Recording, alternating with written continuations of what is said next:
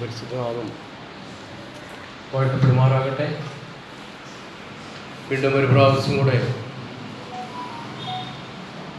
ദൈവജനത്തിന് മുമ്പാകെ ദൈവജനം ശുശ്രൂഷിപ്പാൻ സ്വർഗത്തിലെ ദൈവം ഒരു സാവകാശം കൂടെ നൽകിയതോർത്ത് ദൈവത്തെ സ്തുതിക്കുകയും ബന്ധപ്പെടുത്തുകയും ചെയ്യുന്നു.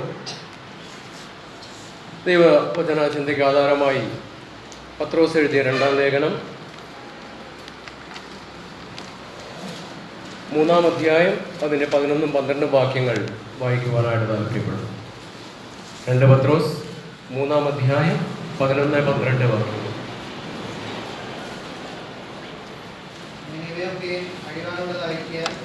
ആകാശം കഴിവാനും മൂലപദാർത്ഥങ്ങൾ വെഞ്ചെടുക്കുവാനുമുള്ള ദൈവദൃഷ്ടിയും കാത്തിരുന്നു ശ്രദ്ധപ്പെടുത്തിയും കൊണ്ട് നിങ്ങൾ എത്ര വിശുദ്ധ ജീവനും ഭക്തിയും ഉള്ളതായിരിക്കാം.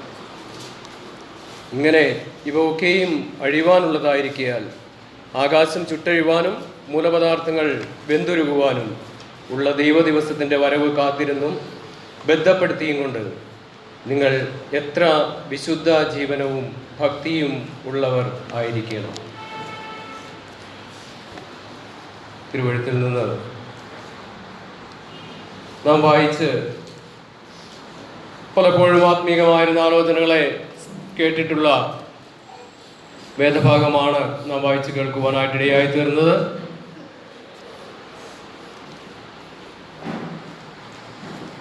ക്രിസ്തീയ ജീവിതത്തിൻ്റെ ആത്യന്തിക ലക്ഷ്യവും ഉദ്ദേശവും എല്ലാം തന്നെ കേന്ദ്രീകരിച്ചിരിക്കുന്നത് ഒരേ ഒരു വസ്തുതയിലാണ്. കർത്താവായിരിക്കുന്ന യേശുക്രിസ്തുവിൻ്റെ മടങ്ങി വരവ് എന്നുള്ളതായിരിക്കുന്ന വസ്തുത. അല്ലെങ്കിൽ കർത്താവായ യേശുക്രിസ്തുവിൻ്റെ വരവ് എന്നുള്ളത് പഴയ നിയമത്തിലും പുതിയ നിയമത്തിലും എല്ലാം കർത്താവായ യേശുക്രിസ്തുവിൻ്റെ വരവിനെ കുറിച്ച് പ്രതിപാദിച്ചിരിക്കുന്നത് നമുക്ക് കാണുവാനായിട്ട് സാധിക്കുന്നു. തൻ്റെ ഒന്നാമത്തെ വരവ് പോലെ തന്നെ അതിപ്രാധാന്യം അർഹിക്കുന്നതാണ് കർത്താവിൻ്റെ രണ്ടാമത്തെ വരവും എന്നുള്ളത് തിരുവഴുത്തിൽ നമുക്ക് കാണുവാനായിട്ട് സാധിക്കും. ഒരു കാലഘട്ടത്തിൽ ദൈവത്തിൻ്റെ പ്രവാചകന്മാർ ആവർത്തിച്ച് യേശുക്രിസ്തുവിൻ്റെ വരവിനെ കുറിച്ച് ഇസ്രായേലിനോട് പറയുവാനായിട്ടിടയായി തീർന്നു. എന്നാൽ അതൊന്നും മുഖവിലേക്ക് എടുക്കുവാനായിട്ട് ആ ജനത്തിന് സാധിച്ചില്ല എന്നുള്ളത് നമുക്ക് കാണുവാനായിട്ട് സാധിക്കുന്നു. സഖറിയാ പ്രവചനം 9-ാം അധ്യായം 9-ാം വാക്യമൊക്കെ വായിക്കുമ്പോൾ ഒരു രാജാവ് അവർക്ക് വേണ്ടി എഴുന്നള്ളും എന്നുള്ളത്, അവരുടെ രാജാവ് കടന്നു വരുന്നു എന്നുള്ളത് വിളിച്ചു പറയുന്നതായിട്ട് നമുക്ക് കാണുവാനായിട്ട് സാധിക്കും. എന്നാൽ ആ ജനത്തെ സംബന്ധിച്ചിടത്തോളം അവരതായി ഉൾക്കൊള്ളുവാനായിട്ട് ഇടയായി തീർന്നില്ല എന്നുള്ളത് നമുക്ക് മനസ്സിലാക്കുവാനായിട്ട് സാധിക്കും. നിരവധി തവണ ഇസ്രായേലിനോട് കർത്താവിന്റെ വരവിനെ കുറിച്ച് പ്രവാചകന്മാർ പറയുകയുണ്ടായി. എൻ്റെ പ്രിയപ്പെട്ടവരെ, പുതിയ നിയമത്തിലേക്ക് നാം കടന്നു വരുമ്പോൾ ദൈവത്തിന്റെ പരിശുദ്ധാത്മാവ് ദൈവത്തിന്റെ ദാസന്മാരിലൂടെ നിരവധി തവണകളായി നമ്മെ ഉദ്ബോധിപ്പിക്കുന്ന, നമ്മെ ആവർത്തിച്ച് ഓർമ്മിപ്പിക്കുന്ന വസ്തുതയാണ് കർത്താവായ യേശുക്രിസ്തുവിന്റെ മടങ്ങി വരവ് അഥവാ കർത്താവിന്റെ ദിവസം എന്നുള്ളത്, അഥവാ ന്യായവിധിയുടെ ദിവസം വരുവാനായിട്ട് പോകുന്നു എന്നുള്ളത്.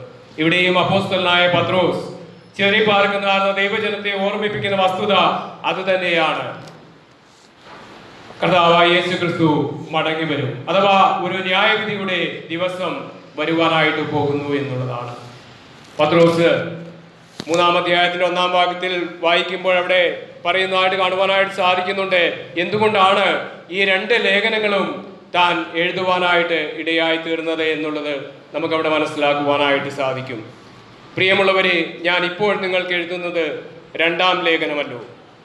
വിശുദ്ധ പ്രവാചകന്മാർ മുൻപറഞ്ഞ വചനങ്ങളും നിങ്ങളുടെ അപ്പോസ്തലന്മാർ മുഖാന്തരം കർത്താവും രക്ഷിതാവുമായവൻ തന്ന കൽപ്പനയും ഓർത്തുകൊള്ളണമെന്ന് ഈ ലേഖനം 2-നാലും ഞാൻ നിങ്ങളെ ഓർമ്മപ്പെടുത്തി നിങ്ങളുടെ പരമാർത്ഥ മനസ്സ് ഉണർത്തുന്നു. പ്രവാചകന്മാർ പറഞ്ഞതും കർത്താവായ യേശുക്രിസ്തു അവരോട് അരുളി ചെയ്തതുമായിരിക്കുന്ന ആ കൽപ്പനകളെ തങ്ങളുടെ ജീവിതത്തിൽ പ്രാവർത്തികമാക്കുവാനായിട്ട് അപ്പോസ്തലൻ ഈ 2 ലേഖനങ്ങളാലും ഈ വിശ്വാസികളെ, ദൈവജനത്തെ ഓർമ്മിപ്പിക്കുന്നതായിട്ട് നമുക്ക് കാണുവാനായിട്ട് സാധിക്കുന്നു. അതിന് താഴോട്ടുള്ള വാക്യങ്ങൾ വായിക്കുമ്പോൾ എന്തുകൊണ്ടാണ് യേശു ക്രിസ്തുവിന്റെ വരവിനെ കുറിച്ച് അല്ലെങ്കിൽ ഒരു ന്യായവിധി വരുവാനായിട്ട് പോകുന്നു, ആ ന്യായവിധിയുടെ ദിവസത്തെ കുറിച്ച് അപ്പോസ്തലൻ അവിടെ ഓർപ്പിക്കുന്നത് എന്ന് കാണുവാനായിട്ട് സാധിക്കുന്നു. അവരുടെ ഇടയിൽ എഴുന്നേറ്റതായിരുന്ന ചില ആളുകൾ, അന്ത്യകാലഘട്ടത്തിൽ എഴുന്നേൽക്കുന്ന ചില ആളുകളെ കുറിച്ച് നമുക്ക് അവിടെ കാണുവാനായിട്ട് സാധിക്കുന്നുണ്ട്. എന്താ അവരുടെ പ്രത്യേകത? യേശു ക്രിസ്തുവിന്റെ വരവിനെ അഥവാ യേശു ക്രിസ്തുവിന്റെ വരവിനെയും വരുവാനുള്ളതായിരുന്ന ന്യായവിധിയെയും സംശയിക്കുന്ന, അങ്ങനെയൊന്നുണ്ടോ എന്ന് സംശയിക്കുന്നതായിരിക്കുന്ന ആളുകളെ കുറിച്ച് നമുക്ക് അവിടെ കാണുവാനായിട്ട് സാധിക്കുന്നു.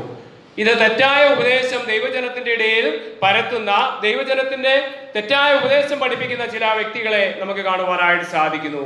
എന്നാൽ കാര്യങ്ങൾ അങ്ങനെയല്ല. കർത്താവായ യേശു ക്രിസ്തു തന്റെ വാഗ്ദത്തം നിവർത്തിക്കുമെന്നുള്ളത് സത്യമാണ്, അത് ഒരു റിയാലിറ്റിയാണ് എന്നുള്ളത് പത്രോസ് അപ്പോസ്തലൻ ദൈവജനത്തെ ഓർപ്പിക്കുന്നതായിട്ട് നമുക്ക് കാണുവാനായിട്ട് സാധിക്കുന്നുണ്ട്.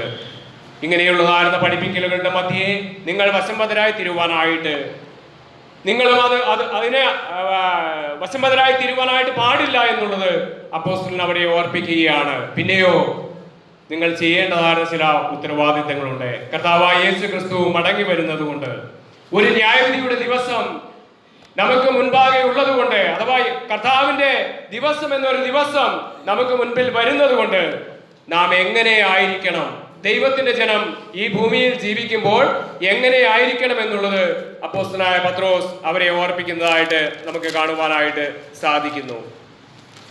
എന്താ പത്രോസ് പറയുന്നത്?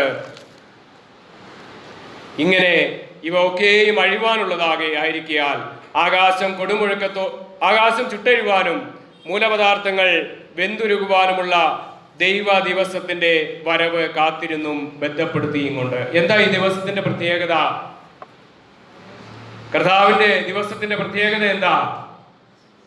ഇന്നീ കാണുന്നതായിരുന്ന ഭൂമിയും ഈ ആകാശവും നാം കാണുന്നതായിരുന്ന ഈ സകല സൃഷ്ടി വൃന്ദങ്ങളും എന്ത് ചെയ്യുവാനുള്ളതാ?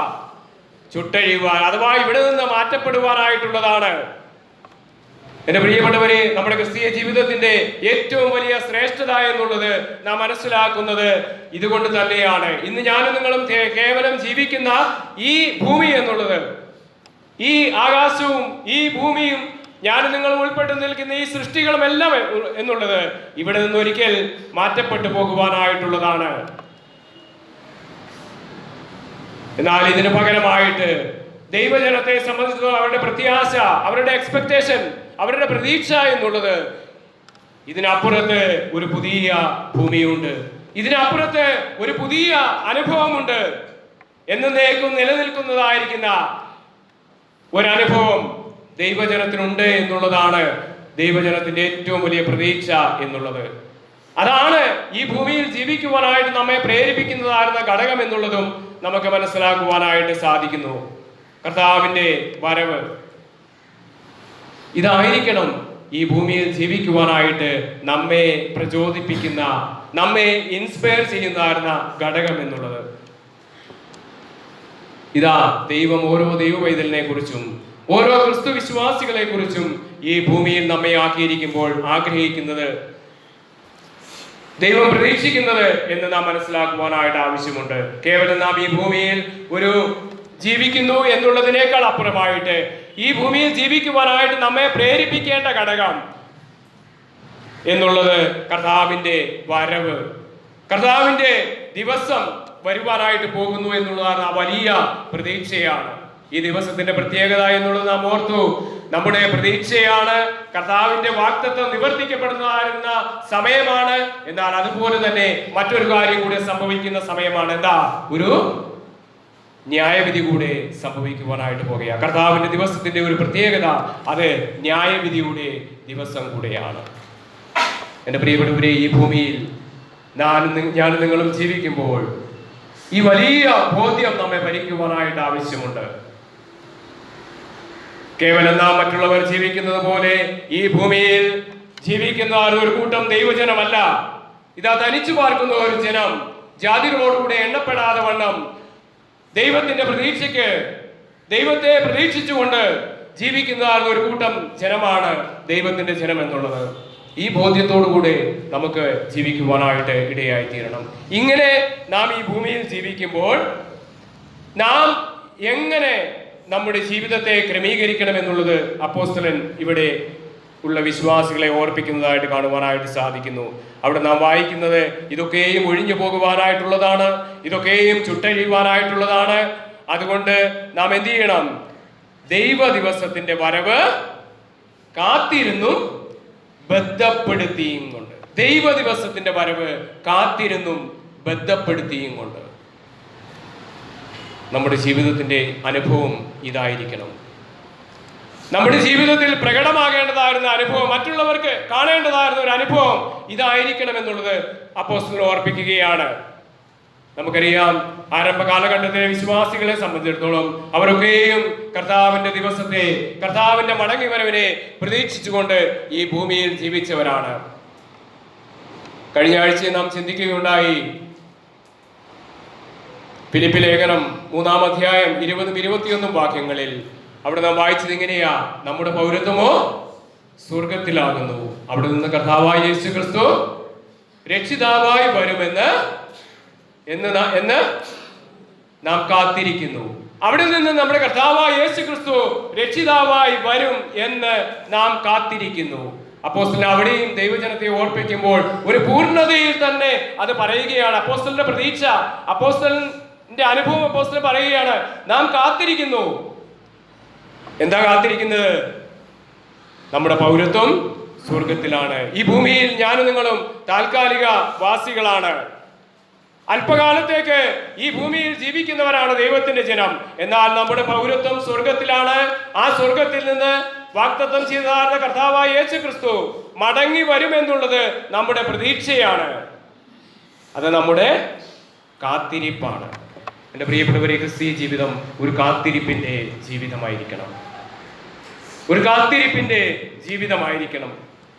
ആ കാത്തിരിപ്പ് എന്ന് പറയുന്നത് മറ്റൊന്നുമല്ല, കർത്താവിന്റെ വരവ് എന്നുള്ളതാണ്. ലേഖനത്തിൽ അപ്പോസ്തലൻ വീണ്ടും ഓർപ്പിക്കുന്നുണ്ട്, നിങ്ങൾ ഉയരത്തിലുള്ളത് ചിന്തിപ്പിൻ. എന്തുകൊണ്ട് ഉയരത്തിലുള്ളത് ചിന്തിപ്പാനായിട്ട് പറയുന്നത്? ക്രിസ്തു ഇരിക്കുന്ന ഇടമായിരിക്കുന്ന ഉയരത്തിലുള്ളത്. നമ്മുടെ പ്രതീക്ഷ ആരാ? ക്രിസ്തുവാ. നാം ഈ ലോകത്തിനുള്ളവരല്ല. ഈ ലോകം നമുക്ക് ശാശ്വതമായിട്ടുള്ളതല്ല. നമ്മുടെ കർത്താവ് ഉയരത്തിലാണ് ഇരിക്കുന്നത്. ആ ഉയരത്തിലുള്ളത് അന്വേഷിക്കുക, ആ ഉയരത്തിലുള്ളതിന് വേണ്ടി കാത്തിരിക്കുക എന്നുള്ളതാണ് ദൈവജനത്തെ സംബന്ധിച്ചിടത്തോളം ദൈവം ആഗ്രഹിക്കുന്നതായിരുന്ന വസ്തുത. അങ്ങനെയുള്ള ഒരു ജീവിത അനുഭവമാണ് ഈ ലോകത്തിൽ ദൈവജനത്തിന് ആവശ്യമായിരിക്കേണ്ടത്. കേവലം കാത്തിരിക്കുക എന്ന് പറഞ്ഞാൽ എന്താ കാത്തിരിക്കുക എന്നുള്ളതുകൊണ്ട് ഉദ്ദേശിക്കുന്നത്? നമ്മളൊക്കെ പല കാര്യങ്ങൾക്ക് വേണ്ടിയും കാത്തിരിക്കാറുണ്ട്, അല്ലേ? കാത്തിരിക്കുക എന്നുള്ളത് ഇവിടെ ഉദ്ദേശിക്കുന്നത് എന്താ? ദൈവത്തിന്റെ ആത്മാവ് ദൈവജനത്തോട് പറയുകയാണ്, ദൈവ ദിവസത്തിന്റെ വരവ് നിങ്ങൾ കാത്തിരിക്കണം എന്നുള്ളത്. എന്റെ പ്രിയപ്പെട്ടവരെ, കാത്തിരിക്കുക എന്ന് പറഞ്ഞാൽ കേവലം കർത്താവായ യേശു ക്രിസ്തു വരുമെന്നുള്ള പ്രതീക്ഷയോടുകൂടി ഇരിക്കുക എന്നുള്ളതല്ല. കർത്താവ് ഈ ഭൂമിയിൽ ഓരോ ദൈവ പൈതലിനെയും വിളിച്ച് ഈ ഭൂമിയിലാക്കിയിരിക്കുമ്പോൾ അവരവർക്ക് നൽകിയിരിക്കുന്ന ഉത്തരവാദിത്തങ്ങൾ, ദൈവജനത്തിന് നൽകിയിരിക്കുന്ന വിവിധങ്ങളായിരുന്ന ഉത്തരവാദിത്തങ്ങൾ, ദൈവജനത്തിലൂടെ നിവർത്തിക്കപ്പെടേണ്ടതായിരിക്കുന്ന, പൂർത്തീകരിക്കപ്പെടേണ്ടതായിരുന്ന ഉത്തരവാദിത്തങ്ങൾ കർത്താവ് തന്റെ ജനത്തിന് നൽകിയിട്ടുണ്ട്. ആ ഉത്തരവാദിത്തങ്ങൾ പൂർണ്ണമായിട്ട് നിറവേറ്റുവാനുള്ള ഉത്തരവാദിത്വം നമുക്കുണ്ട്. അതാണ് കാത്തിരിപ്പ് എന്നതുകൊണ്ട് ഉദ്ദേശിക്കുന്നത്.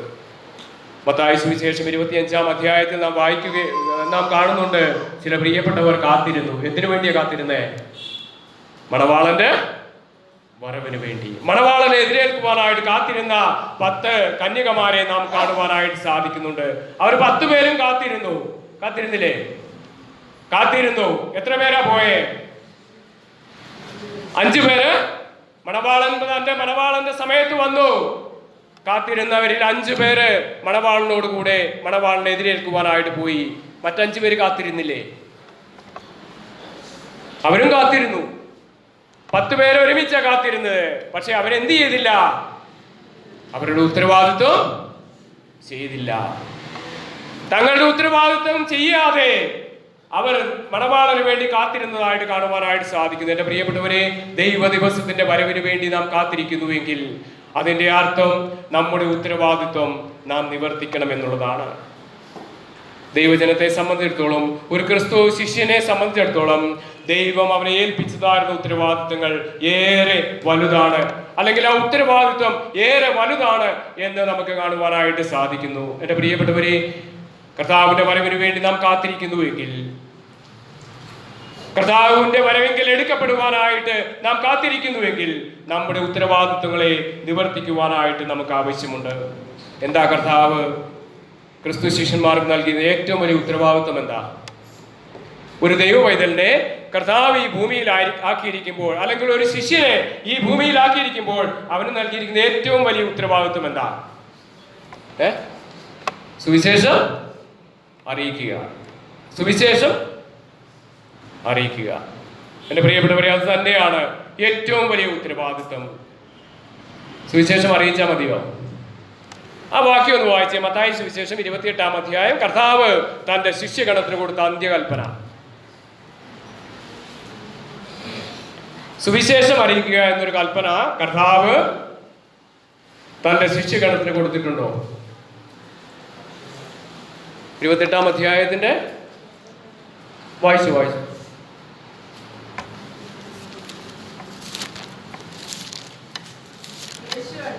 ആ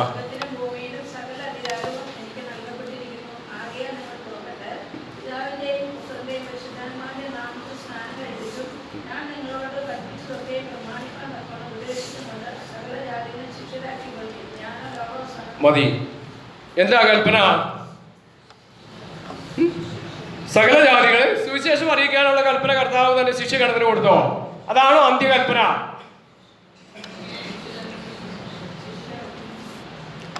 എന്റെ പ്രിയപ്പെട്ടവരെ, കർത്താവ് തന്റെ അനുഭവ ശിഷ്യന്മാർക്ക് തന്റെ ശിഷ്യഗണത്തിന് കൊടുത്ത അന്ത്യകൽപ്പന സകല ജാതികളെയും ശിഷ്യരാക്കിക്കൊള്ളുവേൻ എന്നുള്ളതാ. ഒരു ക്രിസ്തു ശിഷ്യനെ സംബന്ധിച്ചിടത്തോളം ഈ ഭൂമിയിൽ ദൈവം തന്നെ ആക്കിയിട്ടുണ്ടെങ്കിൽ അവന് കൊടുത്തിരിക്കുന്ന ഏറ്റവും വലിയ ഉത്തരവാദിത്വം എന്ന് പറയുന്നത് മറ്റുള്ളവരെയും കർത്താവിലേക്ക് കൊണ്ടുവരിക,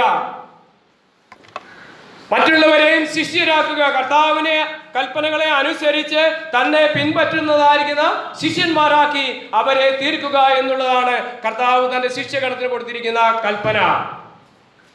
എന്റെ പ്രിയപ്പെട്ടവരെ, ഇതാ കർത്താവിനെ കാത്തിരിക്കുക എന്നുള്ള ഒരുക്കം, അല്ലെങ്കിൽ ഒരുങ്ങിയിരിക്കുക എന്നുള്ളതിന്റെ അർത്ഥം. അതുകൊണ്ട് ദൈവത്തിന്റെ ആത്മാവ് ഉദ്ദേശിക്കുന്നത് നമുക്ക് ഓരോരുത്തർക്കും ഈ ഉത്തരവാദിത്വം ദൈവം നൽകിയിരിക്കുക. നാം കർത്താവിന്റെ ദിവസത്തിന് വേണ്ടി പ്രതീക്ഷിച്ചിരിക്കുന്നുവെങ്കിൽ, കർത്താവിന്റെ ആ വരവിന് വേണ്ടി ഞാനും നിങ്ങളും പ്രതീക്ഷയോടെ കാത്തിരിക്കുന്നുവെങ്കിൽ, നമ്മുടെ ഉത്തരവാദിത്വം എന്നുള്ളത് മറ്റുള്ളവരെയും കർത്താവിലേക്ക് നയിക്കുക, മറ്റുള്ളവരെയും കർത്താവിന്റെ ശിഷ്യന്മാരാക്കി തീർക്കുക എന്നുള്ളത് ദൈവം നമ്മെ കുറിച്ച് ആഗ്രഹിക്കുക. ആ നിലയിലുള്ള ഒരു ഒരുക്കം ദൈവജനത്തിന്റെ ജീവിതത്തിൽ ഉണ്ടാകുവാനായിട്ട് സ്വർഗത്തിലെ ദൈവം ആഗ്രഹിക്കുന്നു. കാരണം കർത്താവിന്റെ വരവ് ആസന്നമാണ്. പിന്നെയോ എങ്ങനെ ഈ ഒരുക്കം ഉണ്ടായിരിക്കേണ്ടത്? ഈ ഒരുക്കം എങ്ങനെ അടുത്ത വാക്ക് കാത്തിരിപ്പ് എങ്ങനെ ഉണ്ടായിരിക്കേണ്ടത്? ബന്ധപ്പെടുത്തിയും കൊണ്ട്, ബന്ധപ്പാടോടുകൂടിയുള്ള ഒരു കാത്തിരിപ്പ്. ഈ കാത്തിരിപ്പിന്റെ പ്രത്യേകത എങ്ങനെയുള്ള കാത്തിരിപ്പായിരിക്കണം? കേവലം ഒരു കാത്തിരിപ്പല്ല. എന്റെ പ്രിയപ്പെട്ടവരെ, അതിനുവേണ്ടി വെമ്പൽ കൊള്ളുന്നവരായിരിക്കണം ദൈവത്തിന്റെ ജനം. ദൈവ ദിവസത്തിന്റെ വരവിന് വേണ്ടി വെമ്പലോടുകൂടെ, ആവലോടുകൂടെ കാത്തിരിക്കുന്നതാണ് ഒരു അനുഭവം ദൈവജനത്തിന്റെ ജീവിതത്തിൽ ഉണ്ടാകുവാനായിട്ട് ആവശ്യമുണ്ട്. അപ്പോസ്തലനായ പത്രോസ് അവരെ ഓർപ്പിക്കുകയാണ്. ഇതിനെ സംശയിക്കുന്ന ആളുകൾ നിങ്ങളുടെ മധ്യത്തിലുണ്ട്. ഇത് ആ നിലയിൽ പഠിപ്പിക്കുന്ന കർത്താവായ യേശു ക്രിസ്തുവിന്റെ വരവ് ഇല്ല എന്നൊക്കെ പഠിപ്പിക്കുന്ന ആളുകൾ നിങ്ങളുടെ മധ്യത്തിലുണ്ട്. എന്നാൽ അങ്ങനെയല്ല. ചിലർ താമസമെന്ന് വിചാരിക്കുന്നത് പോലെ കർത്താവ് വരുവാനായിട്ട് എന്ത് ചെയ്യുന്നില്ല? താമസിക്കുന്നില്ല. കർത്താവ് തന്റെ വാഗ്ദത്തം നിവർത്തിക്കുവാനായിട്ട് താമസിക്കുന്നില്ല എന്ന് നമുക്ക് കാണുവാനായിട്ട് സാധിക്കുന്നു. അപ്പോസ്തലൻ അവരെ ഓർപ്പിക്കുന്നതായിട്ട് കാണുവാനായിട്ട് സാധിക്കുന്നു. അതുകൊണ്ട് നിങ്ങൾ ഈ ദൈവ ദിവസത്തിന്റെ വരവിന് വേണ്ടി ഒരുങ്ങി ബന്ധപ്പെടുത്തി കാത്തിരിക്കണം എന്നുള്ളത് അപ്പോസ്തലൻ ഓർമ്മിപ്പിക്കുക. എൻ്റെ പ്രിയപ്പെട്ടവരെ, ഈ ക്രിസ്തീയ ജീവിതത്തിൽ നമ്മെ മുന്നോട്ട് നയിക്കുന്ന ചാലക ശക്തി എന്നുള്ളത്, അല്ലെങ്കിൽ പ്രേരക ശക്തി എന്നുള്ളത് കർത്താവിന്റെ ആ വരവ് എന്നുള്ളതായിരിക്കണം. അതിനെ നാം പ്രതീക്ഷിക്കുന്നുവെങ്കിൽ നാം നമ്മുടെ ജീവിതത്തെ ഒരുക്കത്തോടുകൂടെ ആവലോടുകൂടെ നാം ഒരു കാത്തിരിപ്പ് നമ്മുടെ ജീവിതത്തിൽ ഉണ്ടാകുവാനായിട്ട് ഇടയായിത്തീരണം. വീണ്ടും താഴെ പറയുന്നത് എങ്ങനെയായിരിക്കണം നമ്മുടെ ജീവിതം ഈ ഭൂമിയിലായിരിക്കേണ്ടത്. നാം ആവലോടുകൂടെ നാം ബദ്ധപ്പാടോടുകൂടെ ദൈവ ദിവസത്തിന്റെ വരവിന് വേണ്ടി കാത്തിരിക്കുമ്പോൾ നാം ഈ ഭൂമിയിൽ നമ്മുടെ ജീവിതത്തെ ക്രമീകരിക്കുവാനായിട്ട് ആവശ്യമുണ്ട്. ഏത് നിലയിലുള്ള ഒരു ജീവിതമാണ് നമ്മിൽ നിന്ന് ഉണ്ടാകേണ്ടത് എന്നും കൂടെ അപ്പോസ്തലൻ അവിടെ ഓർമ്മിപ്പിക്കുകയാണ്. എന്താ? ബന്ധപ്പെടുത്തിയും നിങ്ങൾ എത്ര വിശുദ്ധ ജീവനവും ഭക്തിയും ഉള്ളവരായിരിക്കണം. നിങ്ങൾ എത്ര വിശുദ്ധ ജീവനവും ഭക്തിയും ഉള്ളവരായിരിക്കണം. Holy and godly life. നമ്മുടെ ജീവിതം എന്നുള്ളത് ഭക്തിയും വിശുദ്ധിയും ഉള്ളതായിരുന്ന ഒരു ജീവിതം ഈ ഭൂമിയിൽ നയിക്കുവാനായിട്ട് നാം ബാധ്യസ്ഥരാണ്. നാം ഉത്തരവാദിത്തപ്പെട്ടവരാണ്. കാരണം നാം ദൈവ ദിവസത്തിന്റെ വരവിന് വേണ്ടി കാത്തിരിക്കുന്നവരാണ്. എൻ്റെ പ്രിയപ്പെട്ടവരെ, ഭക്തിയുള്ളതായിരുന്ന ജീവിതവും എന്താ യഥാർത്ഥ ഭക്തി എന്നുള്ളത്? ഭക്തി എന്താ? സദൃശ്യവാക്യങ്ങളുടെ പുസ്തകം 8-ാം അധ്യായം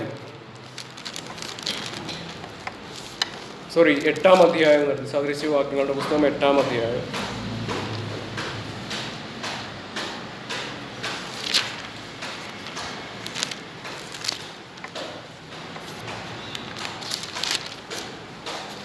അവിടെ നാം എന്താണ് യഹോവ ഭക്തി എന്നുള്ളത് വായിക്കുവാനായിട്ടിടയായിത്തീർന്നു.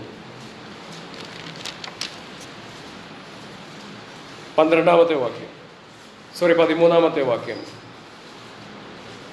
യഹോവ ഭക്തി ദോഷത്തെ വെറുക്കുന്നതാകുന്നു. യഹോവ ഭക്തി ദോഷത്തെ വെറുക്കുന്നതാകുന്നു. എൻ്റെ പ്രിയപ്പെട്ടവരെ, ഭക്തിയുള്ളതായിരുന്ന ജീവിതം, വിശുദ്ധിയുള്ളതായിരുന്ന ഒരു ജീവിതം നയിക്കുവാനായിട്ട് ഞാനും നിങ്ങളും ബാധ്യസ്ഥരാണ്. കാരണം കർത്താവിൻ്റെ ദിവസം ആസന്നമാണ്. കർത്താവിൻ്റെ ദിവസത്തിന് വേണ്ടി ഞാനും നിങ്ങളും കാത്തിരിക്കുന്നവരാണ്. കർത്താവ് നമ്മെ ഈ ഭൂമിയിൽ വിശുദ്ധരായിട്ട് ആക്കിയിരിക്കുകയാണ്.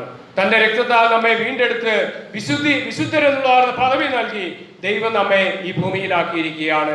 എന്നിട്ടും കർത്താവ് പറയുന്നുണ്ട്, ഞാൻ വിശുദ്ധനാകിയാൽ നിങ്ങളും വിശുദ്ധരായിരിക്കും. ഈ ഭൂമിയിൽ ജീവിക്കുമ്പോൾ അനുദിന ജീവിതത്തിൽ ദൈവമക്കളുടെ ജീവിതത്തിൽ വിശുദ്ധി ആവശ്യമാണ്. വിശുദ്ധിയിൽ ജീവിക്കുവാനായിട്ട് ദൈവജനം ബാധ്യസ്ഥരാണ്. കാരണം ദൈവം വിശുദ്ധനാണ്. കർത്താവ് വിശുദ്ധനാണ്. അതുകൊണ്ട് ആ കർത്താവിലുള്ളതായിരുന്ന വിശുദ്ധി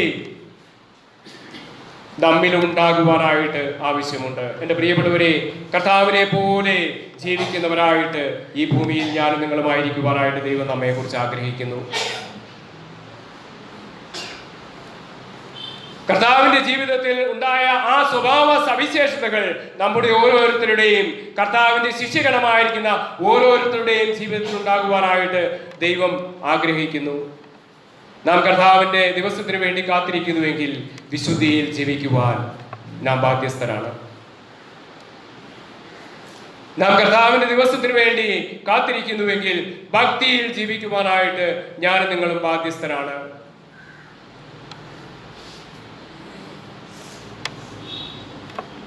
എന്താ ഭക്തി?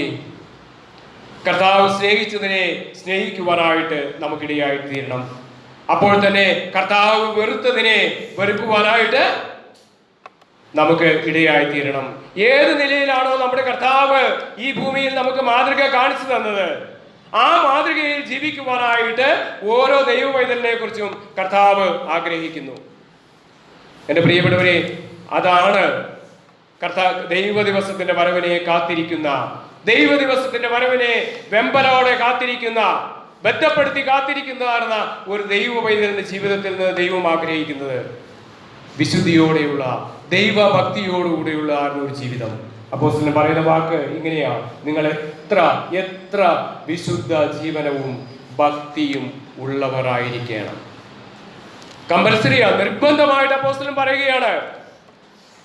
ആ നിലയിൽ നിങ്ങൾ കർത്താവിന്റെ ദിവസത്തെ കാത്തിരിക്കുന്നുവെങ്കിൽ നിങ്ങൾ ഈ നിലയിൽ ഒരു ജീവിതം ക്രമീകരിക്കുവാനായിട്ട്, നിങ്ങളുടെ ജീവിതത്തെ ഈ നിലയിൽ ക്രമീകരിക്കുവാനായിട്ട് ആവശ്യമുണ്ട്. വ്യക്തമായിരുന്ന ഇതിന്റെ ഒരു എക്സ്പ്ലനേഷൻ നമുക്ക് റോമാലേഖനത്തിൽ കാണുവാനായിട്ട് സാധിക്കുന്നു. റോമാലേഖനം 12-ാം അധ്യായം അതിന് 1-2 വാക്യം ഒന്ന് വായിച്ച്. റോമാലേഖനം 12-ാം അധ്യായം 1-2 വാക്യങ്ങൾ. എങ്ങനെ നമുക്ക് ഈ ഭൂമിയിൽ വിശുദ്ധിയോടും ഭക്തിയോടും കൂടി ജീവിക്കുവാനായിട്ട് സാധിക്കും? സഹോദരന്മാരെ, ഞാൻ ദൈവത്തിന് മനസ്സിൽ ഓർപ്പിച്ച് പ്രബോധിപ്പിക്കുന്നത്, ബുദ്ധിയുള്ള ആരാധനയായി നമ്മുടെ ശരീരങ്ങളെ ജീവനും വിശുദ്ധിയും പ്രസാദവുമുള്ള യാഗമായി സമർപ്പിക്കും. ഈ ലോകത്തിന് അനുരൂപമാകാതെ നന്മയും പ്രസാദവും പൂർണ്ണതയുമുള്ള ദൈവഹിതം എന്നാണെന്ന് തിരിച്ചറിയേണ്ടതിന് മനസ്സ് പുതുക്കി രൂപാന്തരപ്പെടും. മതി. സഹോദരന്മാരെ, ഞാൻ ദൈവത്തിന്റെ മനസ്സിൽ ഓർപ്പിച്ച് നിങ്ങളെ പ്രബോധിപ്പിക്കുന്നത്, നിങ്ങൾ ബുദ്ധിയുള്ള ആരാധനയായി നിങ്ങളുടെ ശരീരങ്ങളെ ജീവനും വിശുദ്ധിയും ദൈവത്തിന് പ്രസാദവുമുള്ള യാഗമായി സമർപ്പിക്കും. എന്റെ പ്രിയപ്പെട്ടവരെ, എങ്ങനെ വിശുദ്ധിയോടുകൂടി നമുക്ക് ദൈവസന്നിധിയിൽ ജീവിക്കുവാനായിട്ട് സാധിക്കും? എങ്ങനെ നമുക്ക് വിശുദ്ധ ജീവനം നയിക്കുവാനായിട്ട് സാധിക്കും? കർത്താവിന് പ്രസാദമുള്ളത് എന്തോ അത് നമ്മുടെ ജീവിതത്തിലൂടെ നാം പ്രവർത്തികമാക്കുന്നുവെങ്കിൽ അത് കർത്താവിന് പ്രസാദമുള്ള ജീവിതമായിട്ട് തീരുമെന്നുള്ളത് നമുക്ക് മനസ്സിലാക്കുവാനായിട്ട് സാധിക്കുന്നു. നമ്മുടെ ജീവിതത്തിന്റെ സമസ്ത മേഖലകളിലും കർത്താവിന് പ്രസാദിക്കുവാനായിട്ട് സാധിക്കുന്ന ഒരു ജീവിത അനുഭവമാണ് നമ്മുടെ ജീവിതത്തിൽ ഉണ്ടാകുന്നത് എങ്കിൽ, എന്റെ പ്രിയപ്പെട്ടവരെ, നമുക്ക് പറയുവാനായിട്ട് സാധിക്കും, വിശുദ്ധിയോടെ ഞാൻ ജീവിക്കുന്നു എന്ന്. വിശുദ്ധിയോടെ ദൈവ ദിവസത്തിന്റെ വരവിന് വേണ്ടി ഞാൻ കാത്തിരിക്കുന്നു എന്ന് പറയുവാനായിട്ട് നമുക്ക് സാധിക്കും. നമ്മുടെ ശരീരങ്ങളെ താഴ്ചയുള്ള ശരീരമാണ്, വീഴ്ചയുള്ളതായിരുന്ന ശരീരമാ, ബലഹീനമായിരുന്ന ശരീരമാ, തെറ്റുകളിൽ അകപ്പെടുവാൻ സാധ്യതയുള്ളതാണ് ശരീരമാ. എന്റെ പ്രിയപ്പെട്ടവരെ, എന്നാൽ ഈ ശരീരത്തെ കർത്താവിന്റെ സന്നിധിയിൽ നാം സമർപ്പിക്കുമെങ്കിൽ നമ്മെ താങ്ങുവാൻ, നമ്മെ കരുതുവാൻ കർത്താവ് ശക്തനായി. ഈ ഭൂമിയിൽ ഈ താഴ്ചയുള്ള ശരീരത്തിൽ മാത്രമേ നമുക്ക് ജീവിക്കുവാനായിട്ട് സാധിക്കുകയുള്ളൂ. നാം കഴിഞ്ഞ ആഴ്ച കേട്ടതുപോലെ നമ്മുടെ പൗരത്വം സ്വർഗത്തിലാണ്. അവിടെ നിന്ന് നമ്മുടെ കർത്താവ് രക്ഷിതാവായി വരുമെന്ന് നാം കാത്തിരിക്കുന്നു. അടുത്ത വാക്യം, നമ്മുടെ താഴ്ചയുള്ള ശരീരത്തെ എന്തിനാ കർത്താവ് വരുന്നത്? ഇന്ന് നാം ഈ താഴ്ചയുള്ള ശരീരത്തിലും വീഴ്ചയുള്ള ശരീരത്തിലുമാണ് ജീവിക്കുന്നതെങ്കിലും ദൈവ ദിവസത്തിൽ സംഭവിക്കുവാൻ പോകുന്ന കാര്യം, നമ്മുടെ ഈ താഴ്ചയുള്ള ശരീരത്തെ തന്റെ മഹത്വമുള്ള ശരീരത്തോട് അവൻ അനുരൂപമായി രൂപാന്തരപ്പെടുത്തും.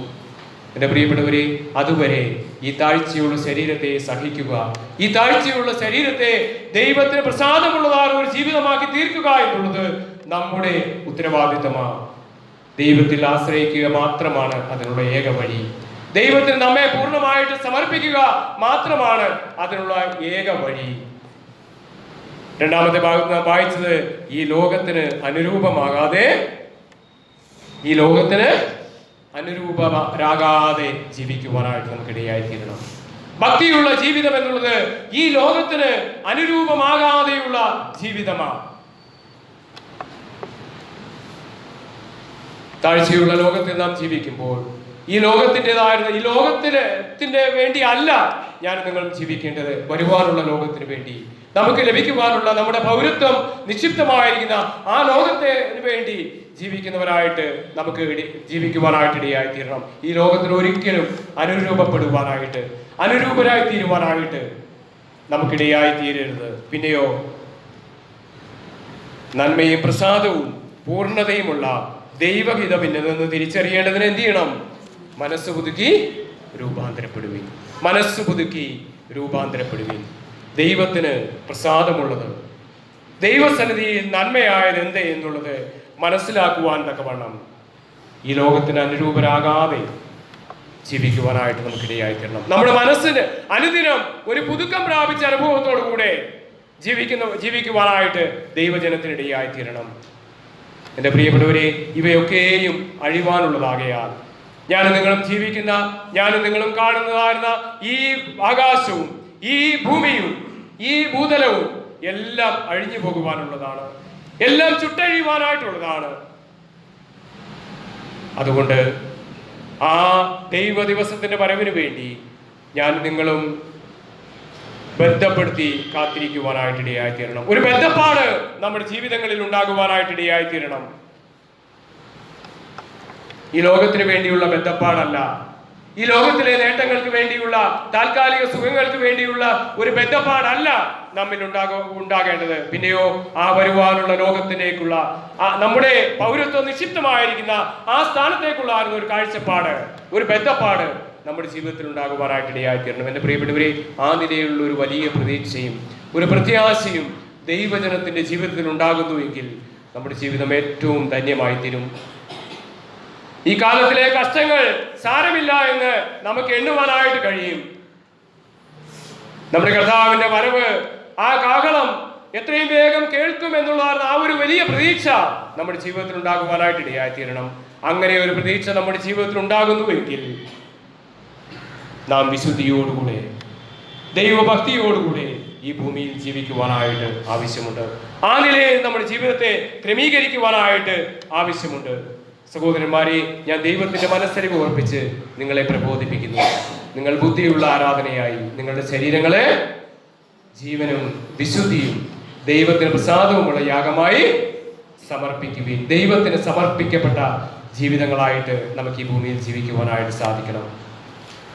കർത്താവിനോടുകൂടെ ക്രൂശിക്കപ്പെട്ടതായിരുന്ന ആ അനുഭവത്തിൽ ജീവിക്കുവാനായിട്ട് നമുക്ക് സാധിക്കണം. അങ്ങനെയെങ്കിൽ ഈ ലോകത്തിന് അനുരൂപരാകാതെ നന്മയും പ്രസാദവും പൂർണ്ണതയുമുള്ള ദൈവഹിതമിൽ നിന്ന് തിരിച്ചറിയേണ്ടതിന് നാം എന്ത് ചെയ്യണം? മനസ്സ് പുതുക്കി രൂപാന്തരപ്പെട്ട ഒരു ജീവിതാനുഭവത്തിൽ ജീവിക്കുവാനായിട്ട് നമുക്കിടയായിത്തീരണം. എൻ്റെ പ്രിയപ്പെട്ടവരെ, ദൈവം നമ്മെ ഭൂമിയിലാക്കിയിരിക്കുന്നു. വലിയ ഉദ്ദേശങ്ങളുണ്ട്. ദൈവ ദിവസത്തിന്റെ വരവിന് വേണ്ടി ഞാൻ നിങ്ങളും കാത്തിരിക്കുന്നുവെങ്കിൽ ആ ഉത്തരവാദിത്വങ്ങൾ നമ്മുടെ ജീവിതത്തിൽ നിവർത്തിക്കുവാനായിട്ട് ആവശ്യമുണ്ട്. ദൈവം നമ്മെ ഏൽപ്പിച്ച ആ ഉത്തരവാദിത്വങ്ങൾ മറ്റുള്ളവരെ ദൈവത്തിങ്കിലേക്ക് കൊണ്ടുവന്ന് കർത്താവിനെ അനുഗമിക്കുന്ന ശിഷ്യഗണങ്ങളാക്കി തീർക്കുവാനുള്ള വലിയ ഉത്തരവാദിത്വം നമ്മുടെ ജീവിതത്തിൽ ദൈവം നൽകി തന്നിട്ടുണ്ട്. കർത്താവിന്റെ സന്നിധിയിൽ നാം നിൽക്കുമ്പോൾ കണക്ക് കൊടുക്കേണ്ടവരാണ്. ഈ ലോകത്തിൽ നമുക്ക് നൽകിയ ജീവിതത്തിന് ഞാനും നിങ്ങളും കണക്ക് കൊടുക്കേണ്ടവരാണ്. കർത്താവിന്റെ സന്നിധിയിൽ കൊടുക്കുവാനായിട്ട് നമുക്ക് എന്തെങ്കിലും ഉണ്ടോ? നമുക്ക് എന്തെങ്കിലും ഉണ്ടാകുമോ? ഒരായുസ് മുഴുവൻ ഈ ഭൂമിയിൽ ജീവിച്ചിട്ട്, ഒരായുസ് മുഴുവൻ ദൈവം ഈ ഭൂമിയിൽ എനിക്കും നിങ്ങൾക്കും തന്നിട്ട്, കർത്താവേ ഇതാ എന്ന് പറഞ്ഞു കൊടുക്കുവാനായിട്ട് കർത്താവ് താലന്ത് കൊടുത്തപ്പോൾ വിവിധ താലന്തുകളെ കൊടുക്കുവാനായിട്ട് ഇടയായി തീർന്നു. അവർ ഏവരുടെ കൂട്ടത്തിൽ ഞാനും നിങ്ങളും കാണും. ഈ ജീവിതത്തിൽ കർത്താവ് നൽകിയതായിരുന്ന ഉത്തരവാദിത്തങ്ങൾ അത് നിറപടിയായി നിവർത്തിച്ച് നല്ലവനും വിശ്വസ്തനുമായ ദാസനെ എന്നുള്ളതായിരുന്ന അനുഗ്രഹീതമായിരുന്ന വിളി കേൾക്കുവാനായിട്ട് എനിക്കും നിങ്ങൾക്കും ഇടയാകുന്നില്ല എങ്കിൽ നമ്മുടെ ഈ ലോകത്തിലെ ജീവിതം കൊണ്ട് യാതൊരു പ്രയോജനവും ഉണ്ടാകുകയില്ല. ദൈവം നമ്മെ സഹായിക്കട്ടെ. വരുന്ന ആളുകളിൽ നമ്മുടെ ഉത്തരവാദിത്തങ്ങൾ നിറപടിയായി നിവർത്തിച്ചുകൊണ്ട് വിശുദ്ധിയോടുകൂടെ ഭക്തിയോടുകൂടെ ജീവിപ്പാനായിട്ട് സ്വർഗത്തിലെ ദൈവം എളിയവനായ അടിയനെയും നമ്മെ ഓരോരുത്തരെയും സഹായിക്കട്ടെ. അവന്റെ വലിയ നാമം ഇന്നും എന്നേക്കും വാഴ്ത്തപ്പെടുമാറാകട്ടെ.